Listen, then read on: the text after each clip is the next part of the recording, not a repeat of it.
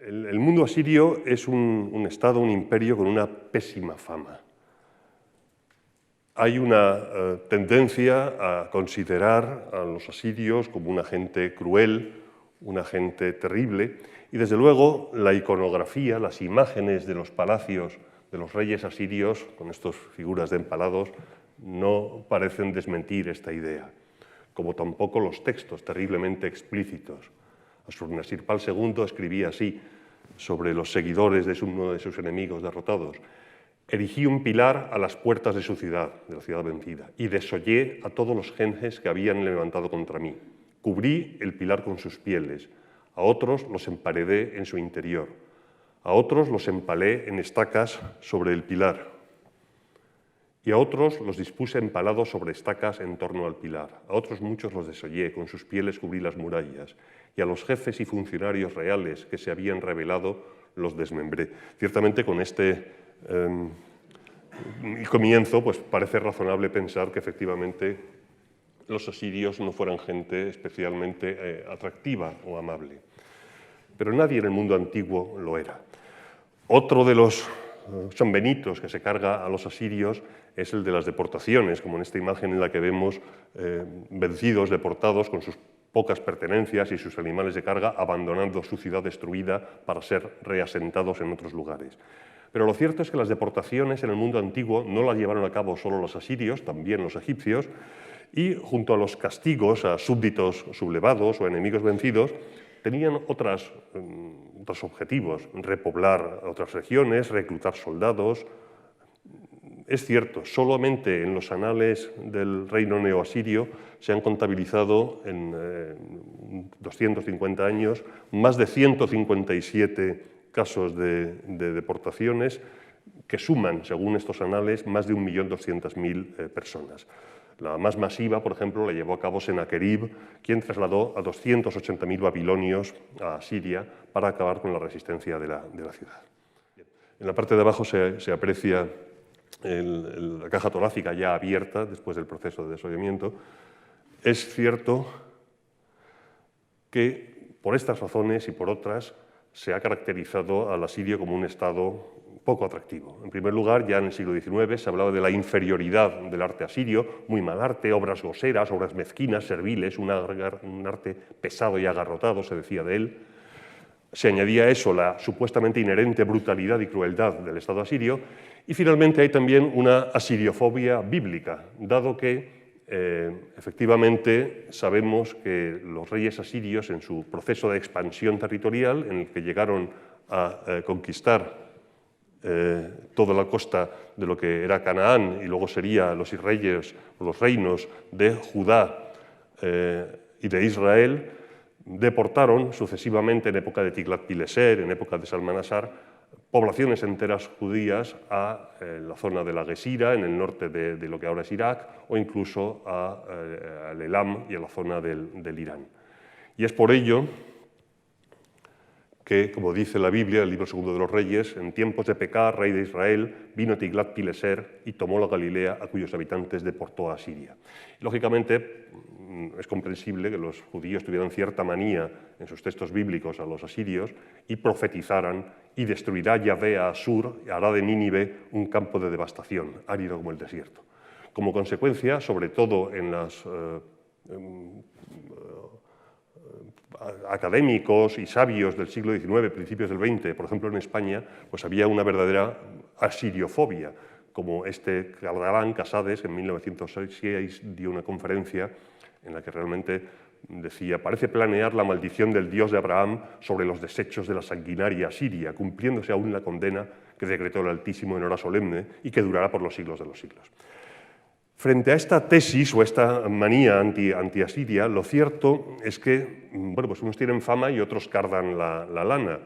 Veamos, por ejemplo, la paleta de Narmer, un monumento o un documento egipcio fundacional, está fechado en torno al 3000 a.C., corresponde a la fase más antigua del Estado egipcio, y sin embargo, en su reverso, amplío el detalle, vemos cómo el faraón está presidiendo una ceremonia en la que los cadáveres decapitados de sus enemigos aparecen delante, tumbados en el suelo, su cabeza entre los pies y sobre la cabeza, es posible verlo aquí, sobre la cabeza los penes amputados de los jefes enemigos vencidos. Es decir, tampoco los egipcios, a pesar de esa cara amable que parece darnos su iconografía, eran más que otra cosa que eran producto de su tiempo. Por ponerles otro ejemplo, podría poner muchos, esta otra escena del templo funerario de Ramsés III en Medinet Habu, vemos a un escriba egipcio contando esas extremidades, que son, de nuevo, penes cortados, resultados de la emasculación de los enemigos derrotados. Se suele decir, cuando se cita estos textos egipcios, como disculpando, que en realidad no se trata de crueldad gratuita, sino de contabilidad. El faraón ordenaba cortar las manos derechas de sus enemigos o sus penes para que los escribas pudieran calcular las bajas que habían sufrido. Bien, si argumentamos así para el caso de Egipto, podemos argumentar exactamente igual para el caso de Asiria. Esta misma escena la tenemos aquí, las cabezas decapitadas y amontonadas de los enemigos de Asurbanipal, y a la derecha unos escribas con sus cálamos contabilizando el número de enemigos vencidos. Quiero decir con esto que Asiria no es esencialmente distinta a otros pueblos de la antigüedad en esa supuesta crueldad. Lo que es quizá más expresiva o más expresa a la hora de representarlo en su arte, pero ya hemos visto que el caso de Egipto tampoco es suave, por así decirlo. Porque en realidad toda esta supuesta crueldad o este ensañamiento deriva de la idea en la mentalidad asiria de que cualquier enfrentamiento con el rey de Asiria es un enfrentamiento con el dios Asur y con el dios Shamash.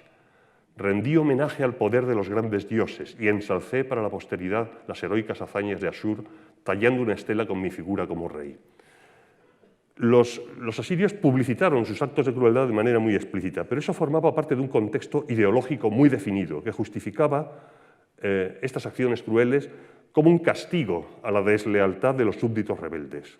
La sublevación contra un rey asirio, como contra un faraón egipcio, era un acto contra la misma naturaleza del orden del universo y, por tanto, debía ser castigada con la mayor dureza. El dominio universal era una prerrogativa de los reyes de Asur y la conquista de los territorios acabó siendo una suerte de cacería, hasta el punto de que a veces escenas de caza y escenas de guerra se superponen en el mismo plano iconográfico. En ambos casos, los animales salvajes, el toro, el león, o los rebeldes a la autoridad del rey, representan el caos del universo. Y ese caos ha de ser reducido al orden. No todas las figuras asirias son de guerra o de violencia. Los Lamassu, los toros alados, son genios protectores. Y a la izquierda, la figura de Gilgamesh, un antiquísimo rey sumerio, un antiquísimo rey de Uruk, es realmente el epítome, el resumen de la idea misma del caos reducido al orden por la civilización del rey. Un león aparece aquí como un gatito sometido en manos de la figura civilizadora del rey, del fundador de ciudades.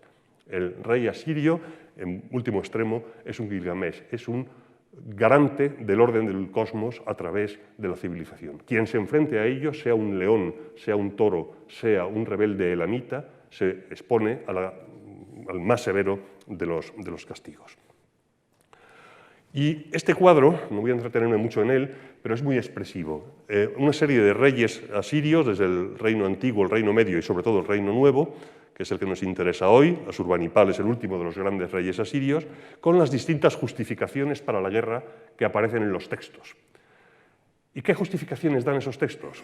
La columna 1, una orden del dios, de la divinidad, de Asur, castigar a los malvados, pero no en el sentido cristiano de la palabra, sino aquellos que se oponen a la voluntad del rey, que es la voluntad del dios, la respuesta a ataques, que se conciben como un ataque contra el orden civilizado, proteger a los aliados de Asiria, acabar con los usurpadores, las guerras civiles son un clásico en la historia de Asiria, la violación del juramento de lealtad, que es una variante del anterior, aplastar rebeliones, mantener el orden y la paz, castigar a los pecadores, también que se enfrentan al orden natural de las cosas, el derecho a las represalias y, ocasionalmente, demostración de poder y gloria, búsqueda del dominio del mundo.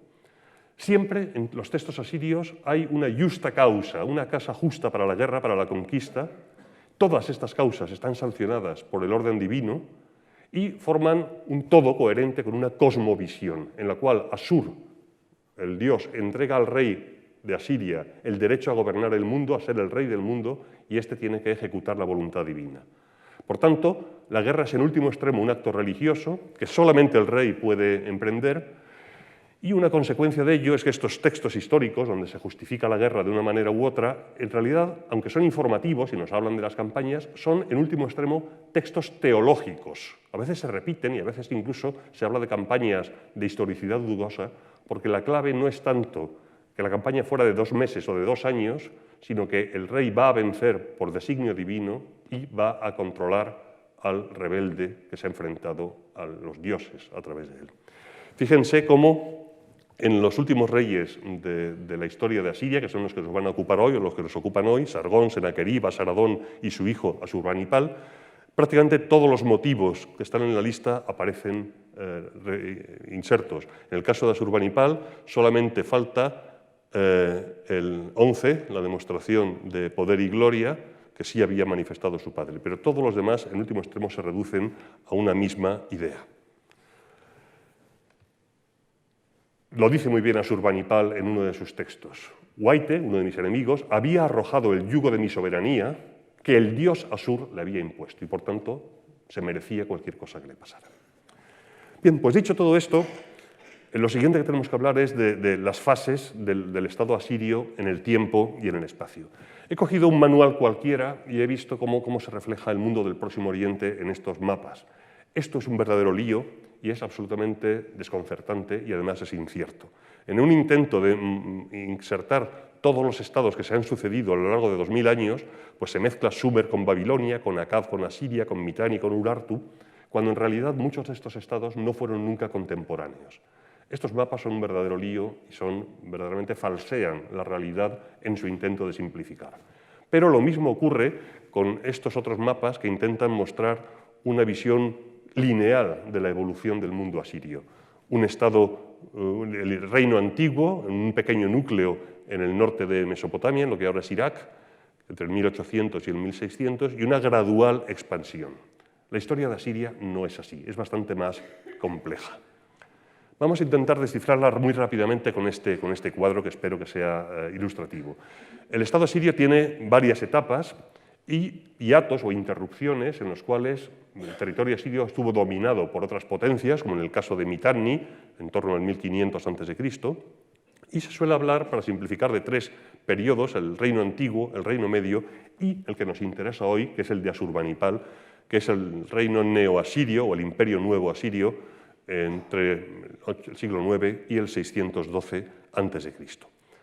Para que podamos contextualizar esto en la historia más amplia de Mesopotamia, vemos que el mundo sumerio o el mundo acadio o la tercera dinastía de Ur son dinastías 1 millar de años o 1500 años más antigua que el mundo del Estado asirio y más aún de la época de Asurbanipal.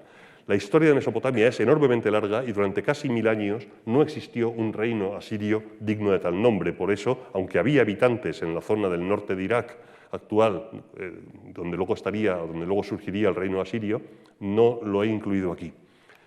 Y en Anatolia, el reino hitita, el imperio hitita, es contemporáneo de aproximadamente el periodo de hegemonía mitania y por tanto de no existencia de un poderoso reino asirio y del reino medio. A donde quiero llegar es que en la época de Asurbanipal, la época de Sargón, la época de Asardón, es una época muy tardía en la historia de Mesopotamia, contemporánea del mundo arcaico griego. Y si insertamos esto dentro del contexto histórico, sí, el reino antiguo asirio llegó a dominar una serie de colonias comerciales en Anatolia, allá por el 1700-1800 a.C., y en determinados momentos de la historia de Asiria, en el Reino Medio, hubo cierto control asirio sobre la Babilonia de los casitas. Pero insisto en que no es hasta el final cuando el mundo asirio llega a controlar militar y políticamente el mundo de Babilonia en el cuadro de la derecha, esa parte amarilla que responde a la expansión territorial de Asiria.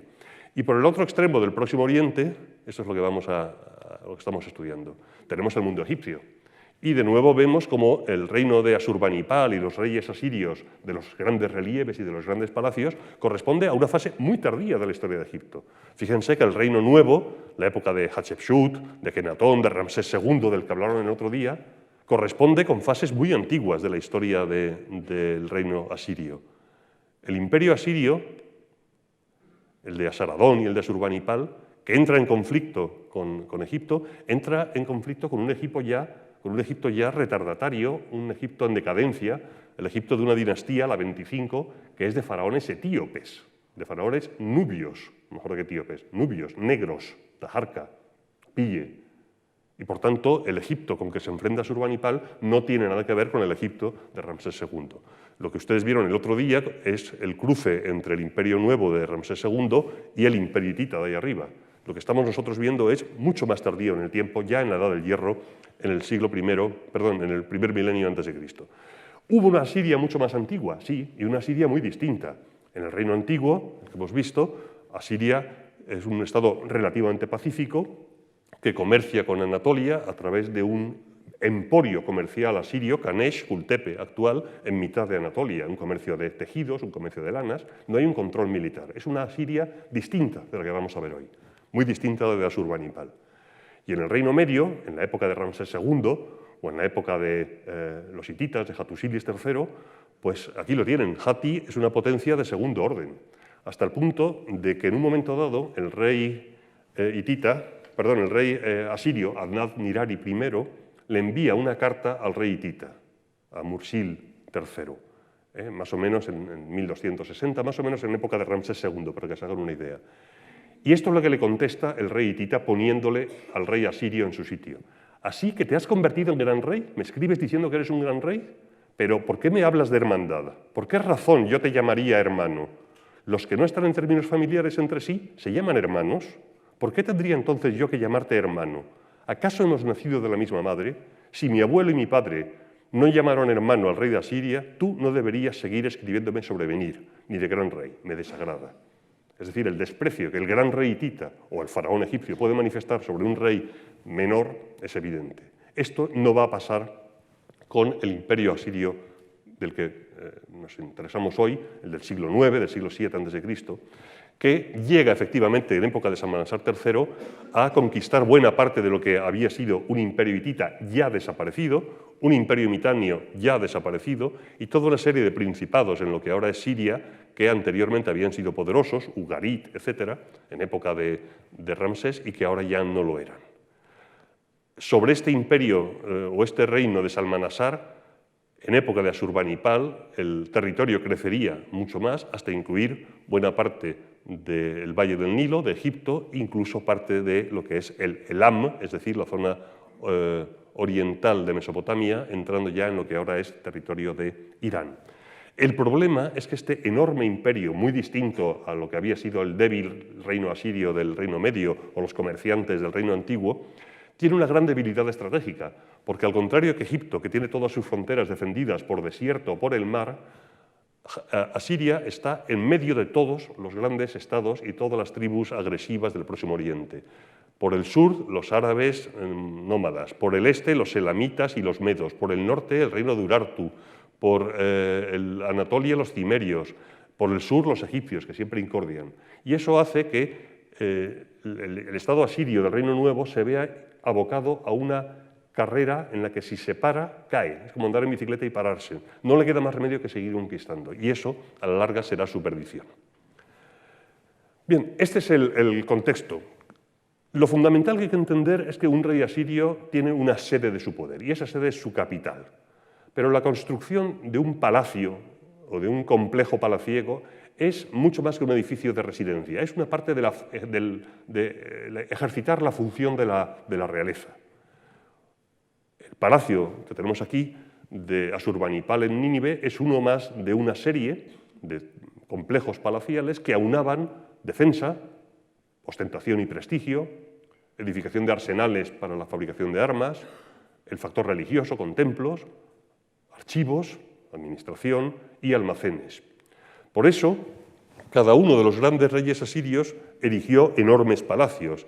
Asur fue la capital tradicional de Asiria en época del Reino Antiguo. En esta época ya es una capital religiosa y ceremonial donde se entierran los reyes, pero ya no es un centro político. Pero Asurnasirpal construye su palacio en Kalah, el moderno Nimrud, Salmanasar en Imgur-Enlil, el moderno Balawat, Sargón en Dur-Sarruhin-Jorsabad, y Senaquerib, su hijo Asaradón y su nieto Asurbanipal se trasladan a Nínive, la actual Mosul. De manera que a lo largo de unos 200 años las capitales se trasladan desde Asur hasta Kalah, Nimrud, Dur-Sarruhin y finalmente Nínive, todos en el núcleo del estado y del territorio asirio, en lo que ahora es el norte de Irak. Son complejos enormes. Fíjense que la escala es de 1 kilómetro. Hay complejos que miden 700, 800 hectáreas y que cuentan con toda una serie de edificios. Por ejemplo, en la capital, y por poner el caso de Asurbanipal, la capital de Asurbanipal en Nínive, llamada en los textos la Casa del Gobierno, Vitriduti, tiene una gran vía real, una vía procesional para las ceremonias, una zona de cuarteles, una zona de talleres, una zona muy amplia donde hay mercados, tiendas y viviendas, una zona también de mercado y de negocios y una ciudadela, que es la que hemos visto en pequeño, que ampliamos ahora, donde están los palacios reales propiamente dichos. Al sur, el palacio de Senaquerib, del abuelo. En el centro, una serie de templos, significativamente el templo de Nabu, una divinidad de la sabiduría, Ishtar, una diosa de la guerra, y en el norte el palacio construido por Asurbanipal. Un palacio que es muy distinto de la imagen que solemos tener. Una reconstrucción moderna es esta, unos bloques cerrados con patios de luz y una planta en la que vemos, es el palacio peor conocido del mundo asirio, es una pena, está peor excavado que otros, pero esa es la sala del trono, a la que cualquier embajador o cualquier visitante no llegaba directamente, tenía que hacer el siguiente recorrido. Entrando por aquí, una serie de pasillos, patios, que le hacían recorrer un gran espacio caminando, viendo la grandeza del Estado asirio, hasta llegar a la sala del trono.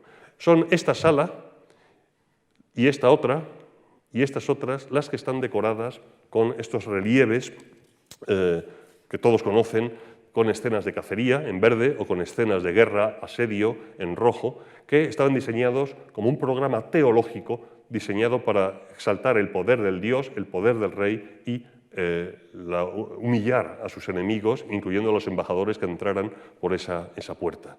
El aspecto un poco romántico de esta reconstrucción del excavador de Nínive, Layard, en el siglo XIX podría ser esto, con estos dos grandes toros alados que son protectores, defensores de la entrada del palacio. Y fíjense la diferencia entre la reconstrucción arqueológica moderna de un palacio asirio y la reconstrucción romántica de época de Koldewey, de Layard, allá por mediados del siglo XIX, que es la que se ha quedado tan fija en la mentalidad del hombre culto occidental que cuando Oliver Stone hace unos años hizo la película de Alejandro Magno, reconstruyó una Babilonia tomada de estos cuadros del siglo XIX de los arqueólogos y de los pintores orientalistas antes que de la evidencia arqueológica, porque como él decía, nadie se creería que un palacio babilónico o un palacio asirio tuviera este aspecto tan modesto, sobre todo desde el exterior. De ahí estas reconstrucciones románticas y la perpetuación de las mismas en el cine de Hollywood actual. Muchos de ustedes creerán que lugares como Nínive están en mitad del desierto. Bueno, tengo que darles una mala noticia, es que no. Nínive es Mosul, la Mosul actual. El palacio está en buena parte ocupado por la ciudad moderna. Ven ustedes la ciudadela donde pone Mosul. La zona en reserva arqueológica está sin excavar, sin edificar, pero al sur del arroyo hay todo un barrio moderno. Y lo triste de esto, y tengo que decirlo hoy aquí, es mi obligación también, esta es la ciudadela, abajo a la izquierda con esa cubierta está el palacio de Salmanasar, arriba las ruinas de las excavaciones del palacio de Asurbanipal. Debo decir que Mosul ha sido terriblemente afectado por la guerra en Irak de los últimos años y en particular con la última defensa del ISIS o del Daesh, como quieran ustedes llamarlo. Para que se hagan una idea, voy a ampliar ese recuadro de la entrada al puente que está justo enfrente de la ciudadela de la antigua Nínive. Esta era la vista aérea con sus mezquitas y el arranque del puente en 2012, y este es el estado actual. Esto es la guerra que también llevaban a cabo los reyes asirios. Bien, podrán decir, bueno, a lo mejor se ha salvado el yacimiento. Pues debo decirles que no. Este era el estado en época de Saddam Hussein de la reconstrucción, más o menos acertada o no, de la muralla de Nínive, pero que daba una buena idea de lo que era la puerta de Nergal. Y esto es lo que el ISIS hizo con ella en 2015. Al tiempo, este es de un vídeo del ISIS, ahí tienen el logotipo a la derecha, abajo, y la nota de prensa, la demolición de la arqueología idólatra en la ciudad de Mosul. Bien, esto afecta a la parte restaurada, podríamos decir, los daños no son tan graves, pero aquí tienen una foto del 2016, del 2 de mayo, del Palacio de Salmanasar. Habían desmontado la techumbre que protegía la zona noble del palacio y a la derecha lo que han dejado 8 días después, en una fotografía de satélite, el arrasamiento completo del antiguo Palacio de Salmanasar. Poco se ha podido salvar del desastre. Tenía que decirlo y tenía que hacerlo. Sea como fuere, es en esta ciudad, en Nínive, y en ese palacio donde Asurbanipal nació como hijo de Asardón y nieto de Sennacherib y subió al trono. Dentro de un contexto de guerras civiles que son endémicas en la realeza asiria, el hijo de Sennacherib, Asaradón, subió al trono tras el asesinato de Sennacherib por parte de sus 2 hermanos, a los que luego él ejecutó, y Asurbanipal creció en Nínive, en el Bir Reduti, en la casa de la sucesión. Tenía 4 hermanos y una hermana, no era el príncipe heredero en principio, no era el sucesor original, pero el hijo mayor murió y finalmente subió al trono por decisión de su padre a la muerte de Asaradón, habiendo recibido una sólida formación militar e intelectual, como enseguida veremos. Y heredó un reino enorme, que es el que aquí se marca, marca la máxima expansión del reino asirio. Y sin embargo, desde el principio tuvo que librar una serie sucesiva de campañas, incluso contra sus propios hermanos. Asaradón había dividido el reino, no dividido, el reino era unitario en manos de Asurbanipal, pero Babilonia, que era un viejísimo estado más antiguo que la propia Asiria, al sur, fue entregado como reino vasallo a Shamash-shum-ukin, que era el hermano de Asurbanipal. Aquí tenemos a los dos, a la derecha Asurbanipal, a la izquierda su hermano. Y durante bastantes años, después de la subida al trono en el 628 de Asurbanipal, Shamash-shum-ukin se portó bien. Pero llegó un momento en que, celoso del poder de su hermano y de ser un mero vasallo, comenzó una gran conspiración en el año 652, aliándose con todos los enemigos tradicionales de Asiria. Los propios babilonios, buscaban siempre su independencia perdida, los medos de Irán, los árabes y los pueblos del país del mar del sur, los amurritas de Siria, y Babilonia fue siempre una espina clavada en el costado de Asurbanipal y de los reyes anteriores y de los reyes posteriores, hasta el punto que Asurbanipal, una de sus más importantes campañas militares, fue contra su propio hermano, que acabó con un asedio de 2 años de la ciudad de Babilonia, que fue una úlcera en el corazón del imperio, costando unos recursos terribles, la muerte en el incendio del palacio de Shamash-shum-ukin y la sustitución de su hermano por un gobernador, sometiendo a Babilonia a un régimen mucho más duro, lo que a la larga, en pocos años, en 3 décadas, llevaría a la destrucción del imperio asirio, como veremos en unos minutos. Junto con las campañas en Babilonia, cuyos resultados vemos aquí, les he mostrado antes un detalle con la pila de cabezas de los enemigos asirios, muchos de ellos, del rey, y la contabilidad de las armas capturadas. A la derecha, no se ve aquí en la imagen, está el carro del rey Asurbanipal, supervisando la entrega de botín y de prisioneros. Junto con las campañas de Babilonia, otras de las campañas más importantes de Asurbanipal fueron con Egipto. En realidad, Egipto aparece aquí como una parte del imperio. En realidad, era más bien un estado vasallo donde gobernaban desde hacía tiempo estos reyes, estos faraones cushitas de la 25 dinastía, Pille, Taharka, que eran negros del Sudán, que habían conquistado Egipto, que primero se declararon vasallos del rey asirio, pero que luego empezaron a apoyar sublevaciones de los pueblos fenicios, de Israel, del reino de Judá, de las ciudades fenicias de Biblos, de Tiro, de Sidón, en lo que ahora es el Líbano, hasta que Asurbanipal heredó este problema de su padre a la muerte de Asaradón y decidió tomar cartas en el asunto. Como dice la Biblia, hablando de los judíos y del reino de Israel, te apoyaste en Egipto una caña rota que clava y traspasa la mano del que se apoya en ella. Eso es el faraón para los que confían en él. Efectivamente, Egipto, pese a sus ínfulas de gran potencia, ya no lo era, y Asurbanipal atacó Menfis, atacó la capital de Egipto en el delta, la saqueó, y aquí vemos cómo uno de sus zapadores están demoliendo las murallas de la ciudad, mientras que los enemigos descienden la rampa desde la puerta. Y fíjense en este detalle, los rostros de estos egipcios no son rostros semitas, son rostros negroides, porque corresponden a las tropas nubias del rey Taharka, que era el faraón en ese momento de Egipto. Fíjense el detalle del guerrero asirio que lleva la cabeza del comandante nubio de la guarnición y del zapador asirio que está demoliendo las murallas para que no puedan volverse a sublevar contra el rey. Lo cierto es que después de esto, Egipto dio más problemas, los asirios llegaron incluso a conquistar Tebas, mucho más al sur, hasta que una nueva dinastía, la dinastía 26, la dinastía de Psamético, tomó el poder en Egipto y se convirtió en un reino independiente, el reino saíta o el estado egipcio saíta de la 26 dinastía, pero vasallo, en todo menos el nombre, del rey asirio. Pero contabilizar Egipto como una parte territorialmente hablando del reino asirio es quizá exagerado. Pero sin duda el enemigo más persistente de Asiria en época de Asurbanipal fue el Elam, la frontera montañosa con los Zagros y con lo que ahora es el Irán. Mientras que Egipto pudo ser controlado con el reinado psamético, los judíos y los fenicios fueron sometidos.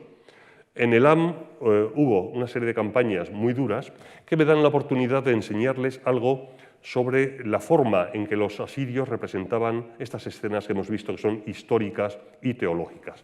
Este es un friso narrativo de casi 6 metros de largo que representa la batalla del río Ulai entre Asurbanipal y los elamitas, los reyes o el rey del reino del Elam.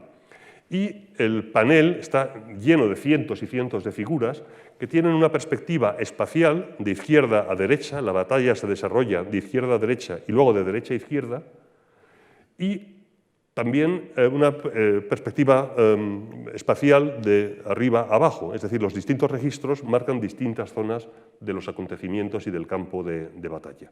Lo curioso es que en este panel que habla de una batalla y de una campaña concreta, en la parte de arriba, en esa esquina que ven en el registro superior, que está muy fragmentario, hay una escena de otra campaña que no tiene nada que ver, que es la campaña contra Babilonia.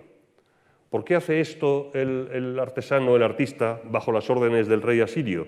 Porque en realidad la realidad del dominio del rey sobre el mundo supera los límites del espacio y del tiempo, y por tanto la realeza ejerce su poder de manera universal, y por eso el que la campaña en un momento dado sea contra el Elam o sea contra Babilonia se pueden yuxtaponer y juntar sin que el contenido básico sufra. Eso desde la perspectiva nuestra no tiene mucho sentido. Pero lo que me interesa ahora es enseñarles cómo narra, en este aparente batiburrillo de figuras, cómo narra el artista la escena. Empezamos en mitad, donde está el número 1, y luego avanzamos hacia la derecha, 2, 3 y 4, y luego vamos retrocediendo por la parte de abajo, 5, 6 y 7. Y verán cómo hay una secuencia coherente. Lo primero es lo que está marcado en rojo, la derrota del rey de Elam, el rey Teumán, con sus tropas en desorden, caídas, atravesadas por las flechas, y los soldados asirios en la parte inferior empujando y venciendo a sus enemigos. Bien, ya está la batalla ganada, y el rey de Elam, Teumán, y su hijo, Tammaritu, huyen al galope en su carro, pero el carro vuelca y se les ve ahí caídos en la parte inferior en su huida desesperada. Seguimos avanzando hacia la derecha. Tammaritu, que lleva un arco, huye, extiende el brazo hacia sus perseguidores y lleva del brazo a su padre herido por una flecha, a su padre Teumán. Finalmente, los fugitivos son acorralados por los soldados asirios. El hijo se defiende con el arco, mientras que el rey herido, Teumán, con la flecha todavía clavada en la pierna o en el abdomen, parece solicitar clemencia. No hay clemencia para el enemigo del rey, y aquí vemos cómo está siendo golpeado en la cabeza y ejecutado y luego decapitado, los dos. Vemos a un egipcio decapitando para llevar la prueba de la victoria al rey Asurbanipal, que está en Nínive, no ha participado directamente en la batalla. A la derecha y abajo vemos unos soldados asirios que recogen las armas del príncipe y del rey muertos.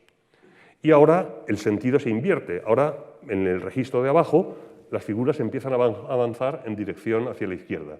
Y vemos que dos soldados, cada uno regresan con la cabeza de Teumán a la izquierda y de Tanmaritu a la derecha, hacia el campamento asirio. Volvemos al comienzo de la escena, donde llevan las cabezas a una tienda de campaña que está a la izquierda, donde hay un montón de cabezas amontonadas, y al otro lado de la tienda hay una serie de elamitas exiliados que identifican la cabeza del rey muerto.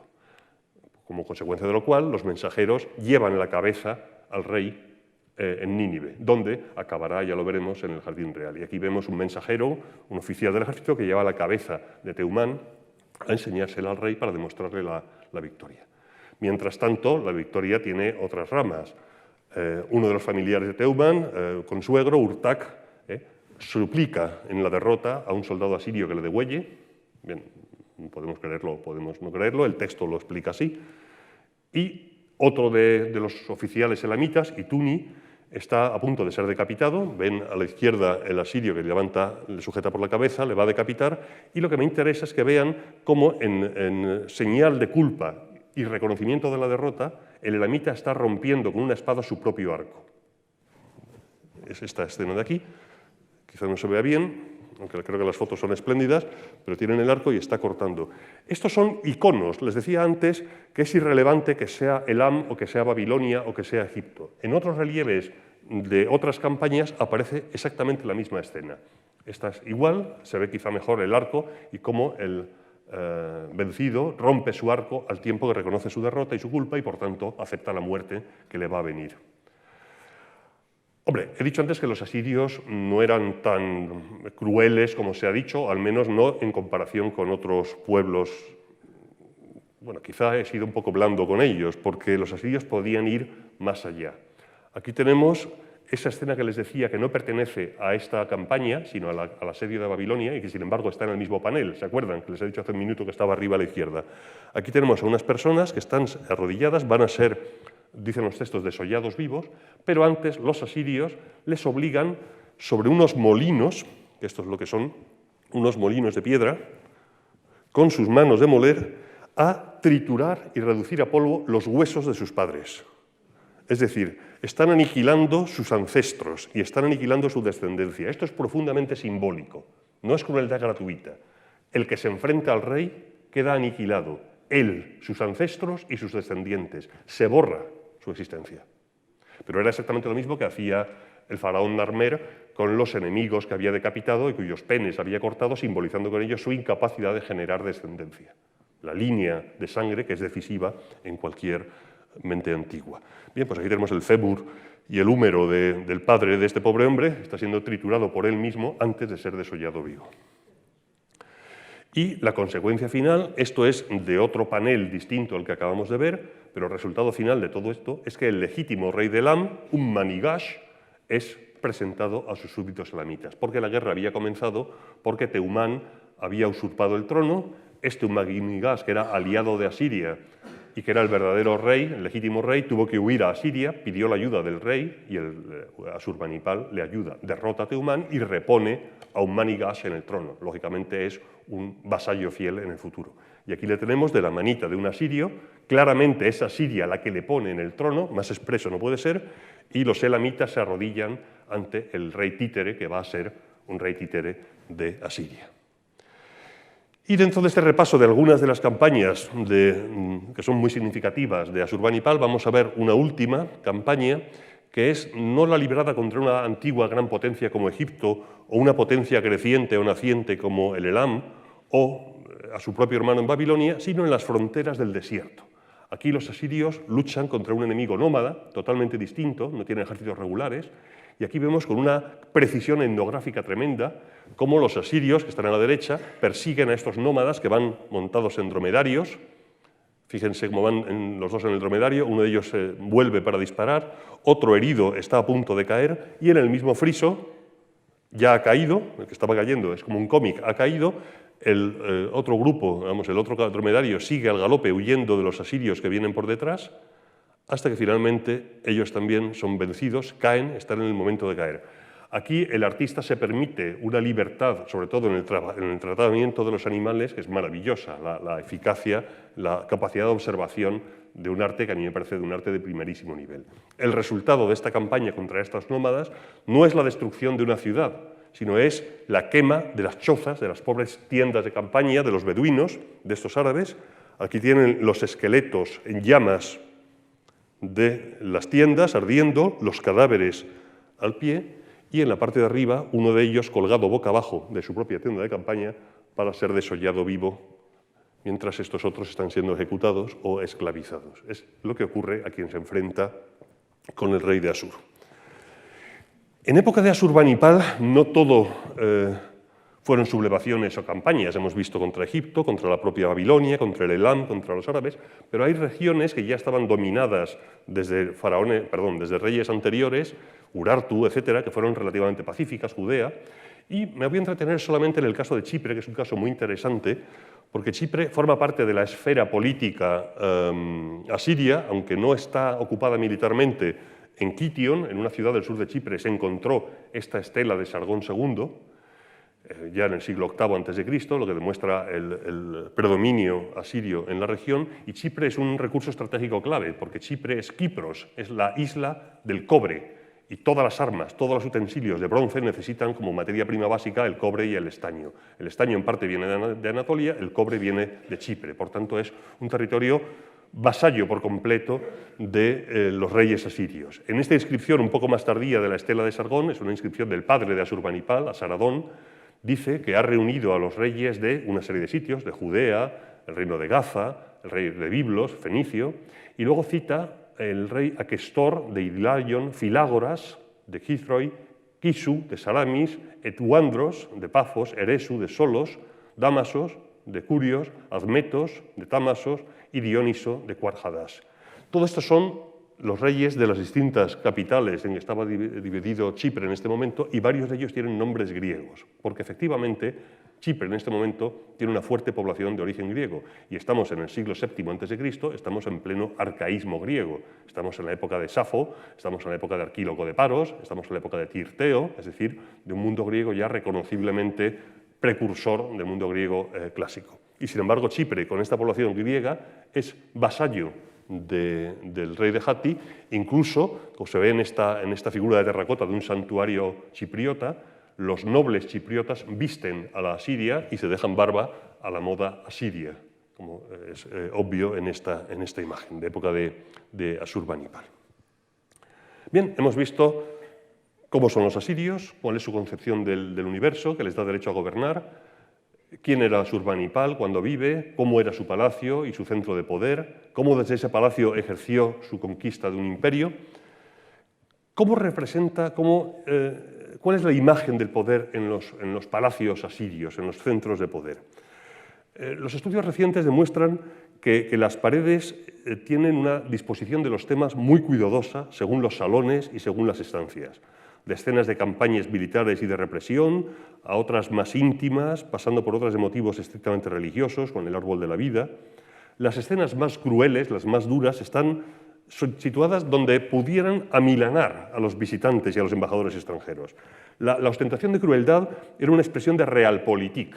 Debía servir para demostrar la inutilidad de la resistencia frente al rey de Asur y, por tanto, para ahorrar sangre asiria y enemiga en campañas venideras.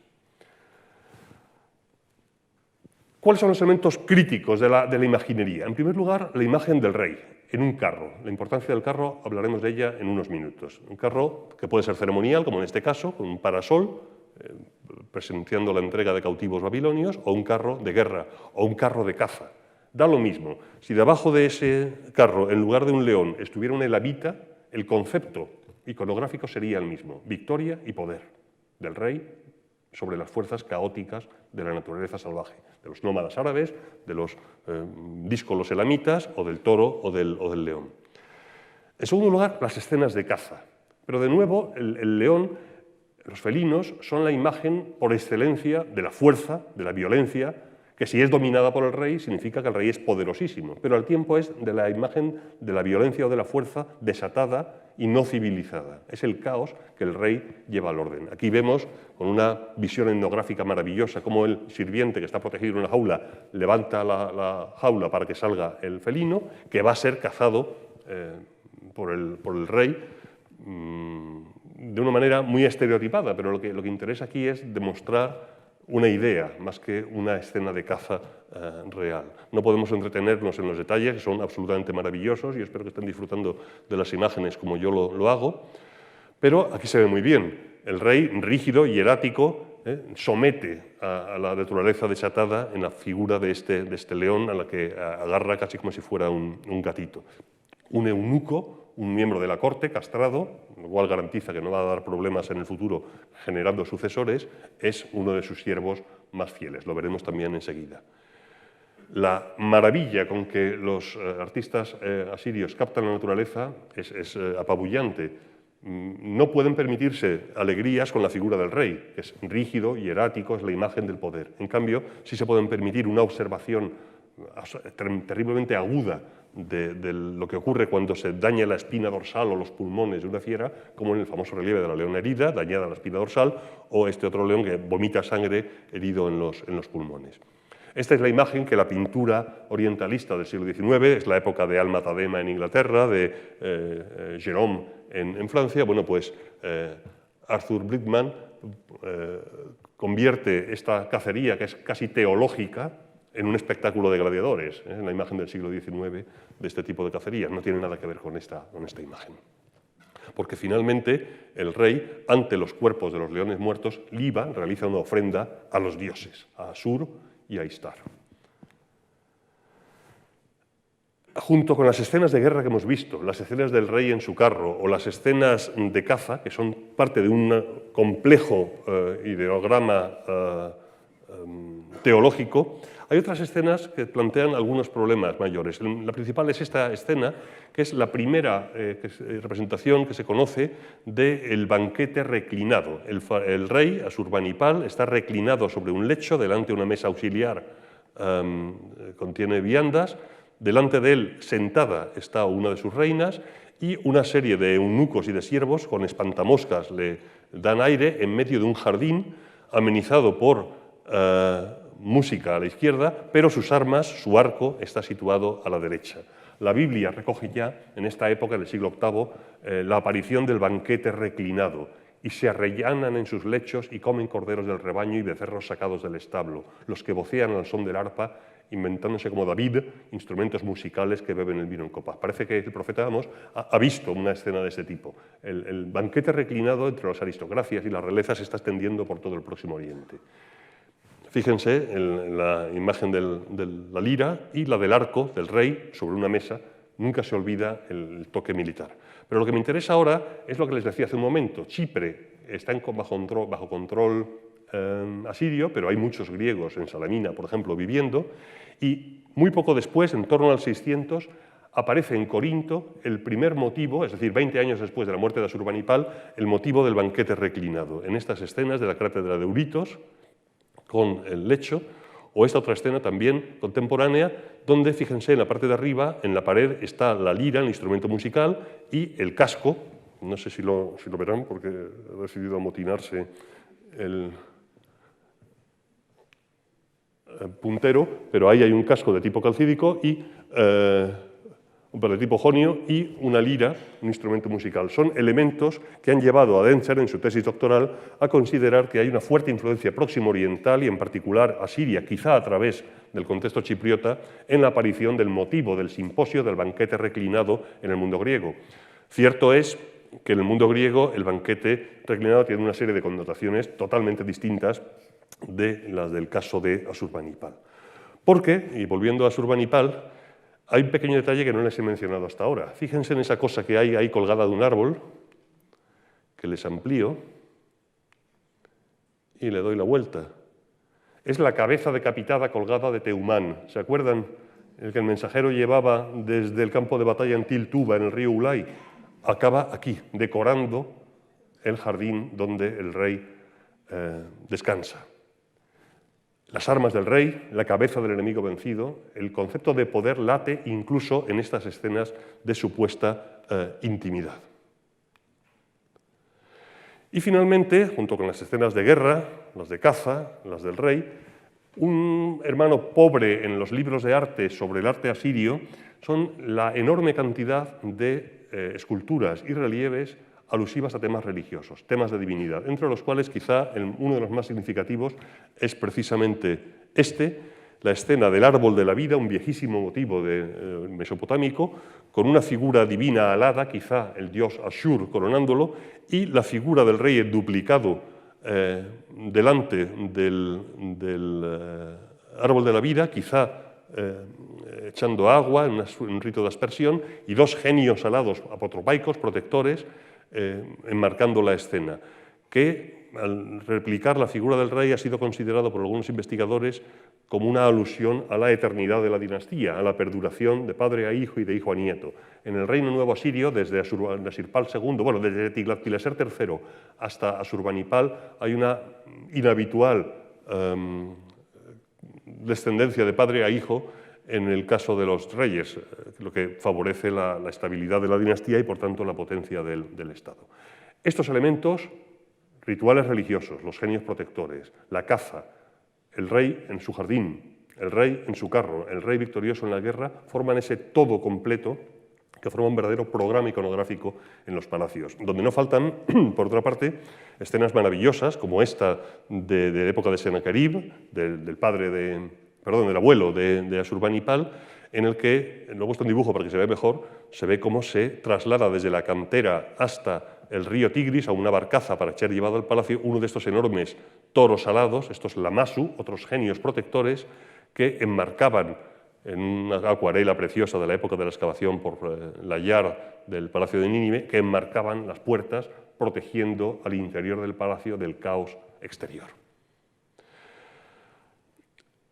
Un producto secundario pero interesante de esta concepción del arte como expresión de las características del poder real y de su dependencia del poder teológico es la reutilización de algunos relieves. Fíjense en esta pieza de aquí, que tiene una reutilización clarísima. Toda la parte izquierda tiene una marisma, que es una marisma de Babilonia, es de un relieve de época de Sennacherib, del abuelo de Ashurbanipal, con el río arriba con unos pescados, o unos peces, y se ha cortado, se ha raspado toda la superficie derecha del relieve. En la parte de arriba se ha vuelto a tallar para darle una cierta continuidad la imagen de un río, pero con un estilo distinto, algo más vasto, para enlazar con la parte del relieve más antiguo, y en la parte de abajo se ha colocado la imagen de un babilonio huyendo a caballo mientras un rey asirio le persigue. ¿Es esto una chapuza? No lo es. Es esta persecución de Babilonio reutilizando un viejo relieve es una muestra de que, por la razón que sea, el rey que ha encargado este relieve no tiene los recursos o los medios para hacerlo de nuevo y ha reutilizado, ejerciendo su función real, un relieve antiguo, enlazando, por tanto, con la gloria de sus padres. Por eso se ha pensado que, aunque el relieve original es de Sennacherib, este añadido no es de Ashurbanipal, que al fin y al cabo no hubiera tenido necesidad, tenía recursos de sobra para hacer un relieve nuevo, sino quizá del hijo de Ashurbanipal, que reina en el momento del colapso del imperio asirio, porque ya les adelanto que el imperio asirio colapsa en muy pocos años a la muerte de Ashurbanipal en el momento de su mayor gloria. Este relieve es muy interesante por esto y no debe confundirse con esto, que sí que es una chapuza in situ, en la que fíjense cómo es el mismo relieve que tiene unos pares de piernas en la parte de abajo y luego se ha retallado de otra manera. Es posible que originalmente hubiera un relieve completo, cambiara el nivel del suelo, porque los pasillos de los palacios a veces se reconstruyen y se terraplenan con nuevos pavimentos, y se tapara la parte inferior, evidentemente. Esto sí que es un discutible error de artista. Otra cuestión de la que quería hablar es de los instrumentos del poder. Hemos hablado del rey, de sus campañas, de su imagen de poder, pero ¿cuáles son los instrumentos que utiliza? Son muchos. Voy a resumir algunos muy rápidamente. En primer lugar, el ejército, que es la base del poder de la realeza asiria y que está representado en todos estos relieves y en muchos textos. Esto sería largo de explicar, pero lo que intenta representar es en la parte derecha los conceptos, en la parte izquierda las imágenes en los relieves, en la parte más alta el grado de fiabilidad menor y en la parte más baja el grado de fiabilidad mayor. Quiere decir que en los relieves de batallas las armas, los arreos de caballo, los carros, las tiendas de campaña, los dromedarios son extremadamente fiables, son representaciones de la realidad que los artistas han visto y se pueden reconstruir los bocados de caballo perfectamente. Las tácticas militares, el aspecto de las fortalezas, pues hombre, son menos realistas, están un poco más estereotipadas, pero también son bastante fiables. Pero a medida que subimos en la pirámide, la estrategia de las operaciones no se puede deducir de los relieves y desde luego los resultados, que por definición son la victoria del rey, pueden ser absolutamente ficticios, porque hubo derrotas de los reyes asirios que lógicamente no aparecen reflejadas. En los textos que acompañan a estos relieves o en los anales de los reyes pasa lo mismo. La precisión etnográfica con que se habla de Judá, de Israel, de Biblos, de los reinos, es bastante grande, pero la idea de la victoria ineluctable pues no está tan clara, y finalmente la guerra como reducción al orden divino de las cosas de la realidad terrestre pues no puede ser utilizada como una fuente fiable de carácter histórico. Por tanto, a veces hay que tomar las narraciones de campaña con bastante precaución. Dicho esto, por tanto, las imágenes de los soldados y del ejército asirio en los relieves, desde época de Ashurnasirpal II, a comienzos del Reino Nuevo del siglo IX, hasta época de Asurbanipal, son espléndidas, son maravillosas, y para un especialista en armas, bueno, pues yo podría echar aquí una hora, de hecho lo hago en clase, explicando solamente uno de estos relieves. No se preocupen, no lo voy a hacer, pero explicar el ejército asirio llevaría, ya digo, mucho tiempo. Básicamente es la transición de un ejército de leva, de ilku, es decir, un ejército a tiempo parcial, donde se recluta, de ser necesario para una campaña, las tropas que hagan falta, a la aparición en época de Tiglat-Pileser III, a partir de mediados del siglo VIII, de un núcleo profesional del ejército, que incluye tropas de carros, tropas de caballería, zapadores, una infantería de línea, que se puede complementar en caso necesario, eso sí, con levas. Como ser el Shabsharri, levas provinciales, o el Dikut Mali, levas de emergencia en caso desesperado. Los tipos de soldados nos permiten hablar de infantería ligera, cuerpos de arqueros, cuerpos de infantería pesada, pero como esto es precisamente mi especialidad, no voy a abrumarles o aburrirles con ello.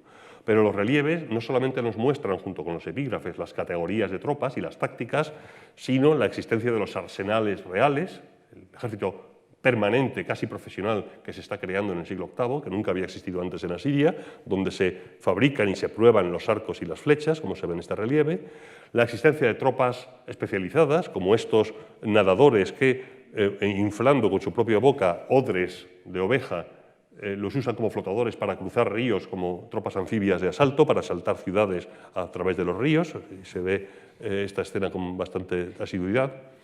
Y por poner dos ejemplos que me parecen especialmente significativos, en primer lugar, hemos hablado antes del papel del carro en la imaginería del rey. El carro es un símbolo de prestigio y es un símbolo de guerra a la vez, por excelencia. Los carros asirios más antiguos eran vehículos muy ligeros, como este que llevan dos eunucos, decorados con cabezas de caballo en el timón, que se podían llevar a hombros, pesaban unos 40-50 kilos.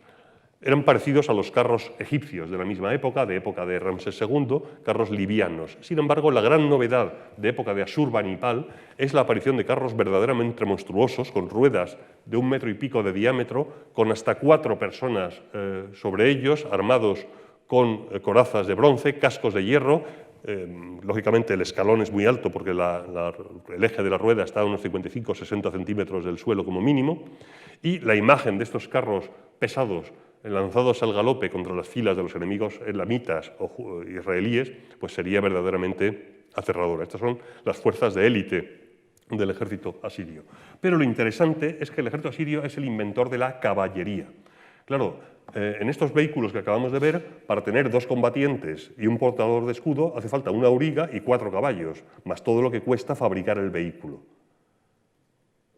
El paso siguiente es abandonar el vehículo y montar el caballo directamente. Bueno, pues eso se va a dar en época de Ashur-Nasirpal, en el siglo IX a.C., y es la primera caballería como tal de la historia. Antes había habido ensayos de montar a caballo individuos, pero crear un cuerpo militar armado capaz de combatir a caballo es otra cosa. Y eso lo dieron los asirios en el siglo XX. Fíjense en la escena, la voy a ampliar para que la vean. El primer paso es deshacerse del vehículo y van por parejas. El antiguo combatiente va en un caballo sentado disparando su arco y el antiguo auriga va en un caballo al lado sujetándole las riendas. ¿Ven cómo lleva la mano sujetando las riendas del arquero?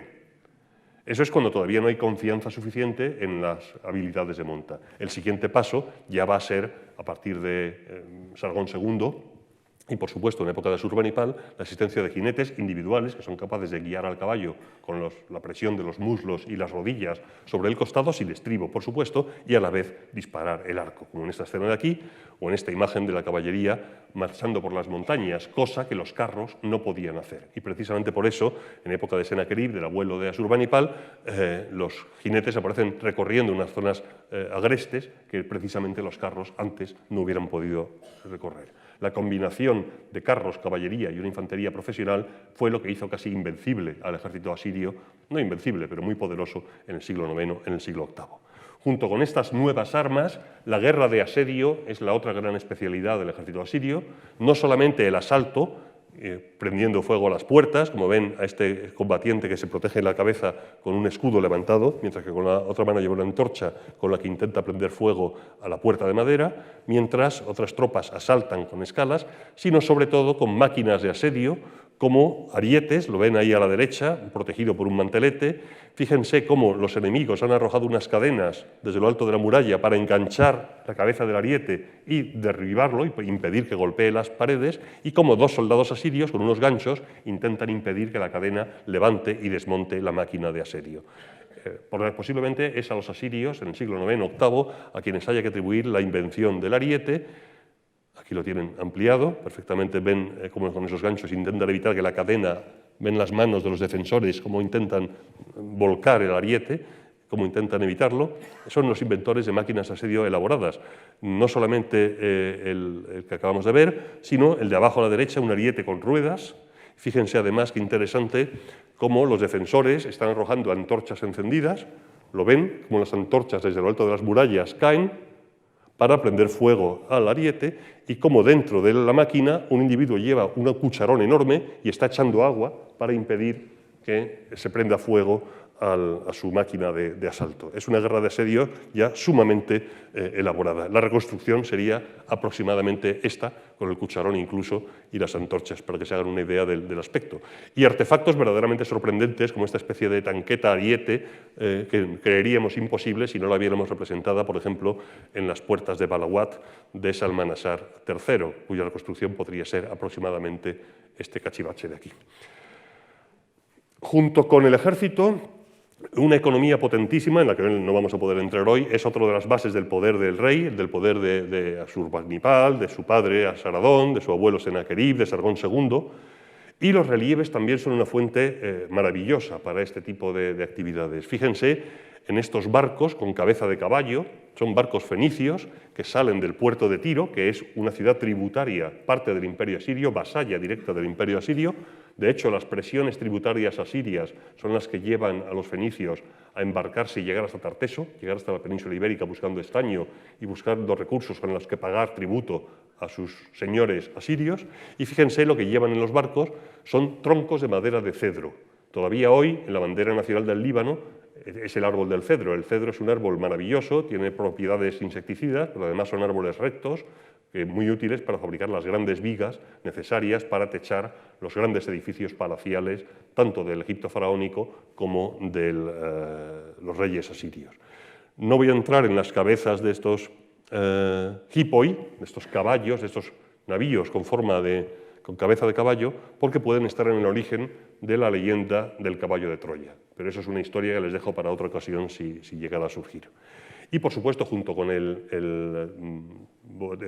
comercio, el botín, el saqueo de las ciudades conquistadas es una parte esencial de la economía siria. Lo que pasa es que también tiene una parte de trampa, porque exige un proceso constante de conquista, de saqueo, para mantener las arcas del Estado y, por ejemplo, de ese ejército permanente. Aquí vemos la salida en rampa de una ciudad con los soldados cargando con el saqueo. Todo esto no funcionaría, este ejército, este comercio desarrollado internacional, sin una administración y una diplomacia de altísimo nivel, que en buena parte en Asiria estaba en manos de eunucos, que tenían la ventaja de no ser peligrosos desde el punto de vista del harén y desde el punto de vista de generar descendencia que pudiera ser peligrosa dinásticamente hablando. Estas caras femeninas con las mejillas llenas, con mofletes, con papada, con los labios carnosos, de eunucos, están siempre detrás del rey en muchas escenas de caza, de guerra o de administración. Son personajes influyentes en la corte de Sargón II. Aquí tenemos una escena de burocracia también, una contabilidad de victoria, y en la parte de atrás vemos un soldado con su barba, con un libro con bisagra, y un eunuco con su cálamo en la mano y un papiro donde está tomando notas de lo que corresponda. Hay toda una complejísima titulatura de cargos, estos son de época de Sargón II, pero en época de Asurbanipal son similares, que demuestran que hay una mezcla. Estamos en la Edad del Hierro, en el siglo VIII, IX a.C., en el siglo VII. Los principales cargos mezclan, como en época de Carlomagno en la Europa medieval, una mezcla de títulos funcionariales con miembros domésticos del Palacio Real. Así tenemos el visir, por ejemplo, que tiene una función judicial, pero que también puede tomar parte en campañas militares, el sukallu. Hay generales en jefe, el turtanu, que es una especie de general de ejército, pero al tiempo, y el gran visir, pero al tiempo encontramos aquí el naidilu, que es el copero mayor del rey. Es un cargo doméstico, igual que el portador de las sandalias, etc. Y sin embargo, el copero tiene ese título ceremonial, pero este naidilu se encarga de, por ejemplo, en este caso, encargarse de los deportados, conseguir madera de cedro del Líbano y mandar una campaña militar contra Urartu. El entramado de la administración asiria lo voy a dejar aquí, pero lo que me interesa recordar es que es extremadamente complejo, que tiene elementos arcaicos y elementos, entre comillas, modernos, y que es lo que permite que funcione el complejísimo sistema militar, el sistema de los grandes palacios de varios kilómetros de extensión, donde hay toda una serie de actividades mucho más allá de la residencia real, y una diplomacia de altísimo nivel. Diplomacia que, por ejemplo, vemos en esto que es una carta con su sobre. En el interior está la carta, el texto, una tablilla de arcilla, blandas, con un cálamo se escribe en cuneiforme, y luego se mete dentro de un sobre, que es otra pieza de arcilla hueca, donde se introduce de manera que la carta no pueda ser leída sin romper el sobre. Esto está presente en la correspondencia siria ya desde la época de Kanesh, desde el segundo milenio antes de Cristo, y es muy frecuente en la biblioteca de Asurbanipal, porque Asurbanipal no solamente es un rey conquistador, sino es un rey ilustrado, lo he dicho al principio. Cuando era joven, en la Casa de la Sucesión, se le enseñaron no solo los rudimentos, sino las profundidades de la literatura y de la ciencia babilónica, que es la base de la Asiria. Fíjense en este relieve. Ya lo hemos visto, es la idea del rey, sin despeinarse, matando un león como muestra de una concepción del poder. Pero quiero que se fijen ahora en un pequeño detalle. Lleva la espada, mata al león, su eunuco de guardia lleva las flechas. ¿Pero qué lleva el cinturón? Los artesanos asirios no cometen errores y no dan nada que no sea necesario. Fíjense lo que hay aquí. Son dos cálamos, son los instrumentos de escritura. El rey se hace representar con la espada, pero también con la pluma. No podemos menos que recordar aquel viejo texto de Cervantes, ¿verdad? Nunca la lanza embotó la pluma, ni la pluma la lanza. Asurbanipal, mutatis mutandis, cambiando lo que haya que cambiar, es en el mundo asirio un ejemplo, efectivamente, de esta viejísima alianza entre lo intelectual y lo guerrero. Y lo dice el propio Asurbanipal en un texto de sus anales. Yo, Asurbanipal, en el palacio me preocupé de la sabiduría de Nabu, el dios de la sabiduría, de las tablillas escritas, de todas las tablillas de arcilla, y resolví sus misterios y sus dificultades, porque muchas tablillas estaban escritas en dialectos acadios y babilonios mucho más antiguos y distintos del asirio.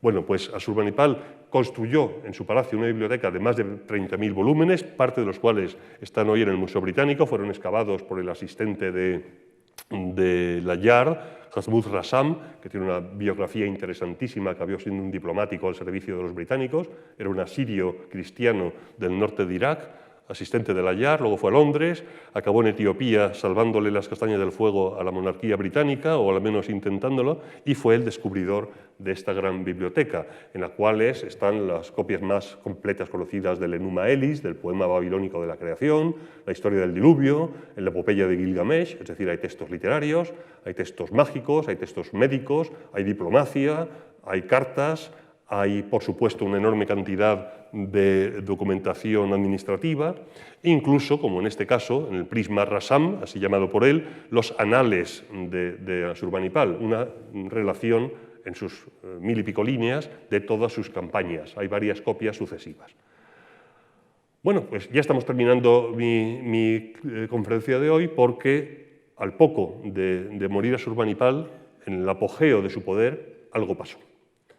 En el año 650 a.C., cuando Asurbanipal ha subido al trono no hace mucho, controlaba este territorio. Podemos incluso añadir Egipto en el 654 y finalmente el territorio del Elam, aunque Egipto se perdió bajo época de Psamético, pero en el 638 la situación era esta. Asiria controlaba toda Mesopotamia y todas sus áreas periféricas, incluyendo la fachada levantina. Unos años después, en el 620, a los 8 años de morir Asurbanipal, se produjo el colapso. La caída del imperio asirio, la última supervivencia de algunos reyes menores que intentaron sobrevivir desesperadamente en una zona marginal. Pese a la potencia y a la eficacia de su ejército, el auge del imperio asirio fue muy breve, apenas 200 años. Apenas 2 décadas después de su momento de mayor expansión, con Asurbanipal, hubo una guerra civil y una invasión concertada de babilonios, que de nuevo se sublevaron, de medos y de elamitas, una propia guerra civil sucesoria en Nínive y el aprovechamiento de pueblos nómadas de otras regiones. En el año 612 tomaron Asur, arrasaron Nínive, odiadas capitales de un imperio que era tan poderoso como era frágil. Los últimos reyes asirios intentaron una resistencia desesperada, pero arrasada Nínive, todo se perdió. Y es curioso porque incluso parece que Psamético, el faraón egipcio, contemporáneo de Asurbanipal, antiguo enemigo suyo y ahora vasallo, intentó ayudar y mandó tropas a la ayuda de Nínive, pero fueron infructuosas. Por cierto, que si alguna vez van a Abu Simbel, al sur de Egipto, y se quedan pasmados ante las esculturas de Ramsés II que les enseñarían la semana pasada o hace un par de días, si se fijan en la pierna de uno de los grandes colosos, según entran a la izquierda, en la fachada, el primer coloso de la izquierda, en la rodilla verán unas inscripciones largas en griego. Estas de aquí. Ahí, por ejemplo, pone Potasinto, es un nombre. Son los grafitos, las gamberradas, que hoy en día son documentos históricos, ¿verdad?, de mercenarios griegos al servicio de Psamético, tropas griegas, los hombres de bronce, que diría Heródoto, que llegaron hasta aquí como parte de las fuerzas mercenarias de Egipto, que habían ayudado a Egipto a mantener una somera independencia de Asiria. Bueno, pues Psamético fracasó en su intento de ayudar a Siria y así llegó el final en el año 612. Nínive fue asaltada. Esta foto antigua de las excavaciones de principios de siglo muestran los esqueletos junto a una de las puertas de la ciudad, y esta otra fotografía muy simbólica muestra una de las tablillas vitrificada, convertida en vidrio prácticamente, del calor del enorme incendio que asoló la ciudad. Fíjense lo que ocurrió. Entre los asaltantes de Nínive había elamitas y había babilonios. En la figura de la izquierda ya la han visto antes. ¿Se acuerdan que era Ummanigash, el exiliado a Siria, que volvió de la mano de los asirios para sustituir a Teumán? Cuando llegaron los elamitas y quemaron Nínive, le destrozaron la cara. Eso no es un daño causado por el tiempo, es un daño con un cincel para destrozar la cara de un rey odiado, considerado un títere de Asiria. Cuando cae Nínive, en el 612, no hacía 30 años que había sucedido esta guerra, y el rey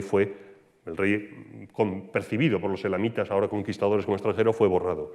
Y fíjense a la derecha, la imagen de Asurbanipal también ha sido repicada cuidadosamente por los asaltantes del palacio. Más interesante aún, en esta imagen no solamente se ha picado la cara y el cuerpo de Asurbanipal, sino que la mano con la que dominaba al león ha sido, la cola del león ha sido repicada. Ahora el rey ya no domina al caos, el rey ya no domina al león. Es la venganza definitiva. Y esa venganza quedó muy bien reflejada en la Biblia. Tus pastores, rey de Asur, están dormidos, tus grandes caídos, y tu pueblo se dispersa por los montes sin quien haya quien le congregue. Tu ruina no tiene remedio, espantoso es tu desastre. Cuantos lo oigan batirán palmas contra ti, porque sobre quién no pesó sin tregua su maldad o tu maldad. Nahum. Es decir, los profetas bíblicos ahora pueden hacer suya las viejas profecías y ver que efectivamente Nínive se ha convertido en un campo de soledad mustio collado. El tratamiento que los asirios habían dado a tantas ciudades conquistadas fue el que recibió Nínive, que en pocas generaciones fue olvidada. Y así el imperio asirio desapareció hasta que, a mediados del 19, las excavaciones de Layar, de Bothal, de Coldaway, resucitaron, con su traída de estos Lamassu al Museo Británico, donde todavía están, una breve asiriomanía que oscila desde entonces entre la consideración de Asiria como una cultura esencialmente maligna y cruel, que ya hemos visto que no lo es, y una admiración por su arte. No deja de ser curioso que en el año 1988 se dedicara en San Francisco, en el Museo de Arte, una estatua de Asurbanipal, de bronce, moderna, recién hecha, con los elementos críticos del poder asirio. El león cogido como un gatito, como si fuera un Gilgamesh, y la tablilla en la mano. La tablilla, que en cuneiforme dice lo siguiente hoy en día: paz en el cielo y en la tierra, paz entre los países y las ciudades, paz para los habitantes de todas las tierras. Poner esto en una tablilla de Asurbanipal, el gran conquistador, no deja de ser irónico, pero demuestra que los asirios modernos, que hoy en día son muy citados por el calvario que están sufriendo en el norte de Irak a manos del ISIS, han tenido en Estados Unidos el dinero de dedicar una estatua, digamos, reivindicando la figura del gran rey.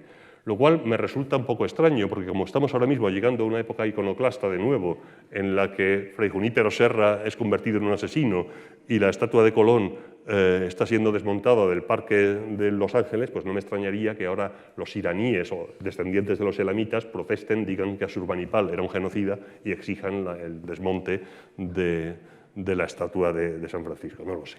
Pero en todo caso, espero haberles mostrado el retrato de una civilización con luces y sombras, con unas caras interesantísimas, una civilización notable que merece ser estudiada, con la que yo he disfrutado mucho preparando esta clase y espero que hayan ustedes disfrutado con ella tanto como yo. Muchísimas gracias.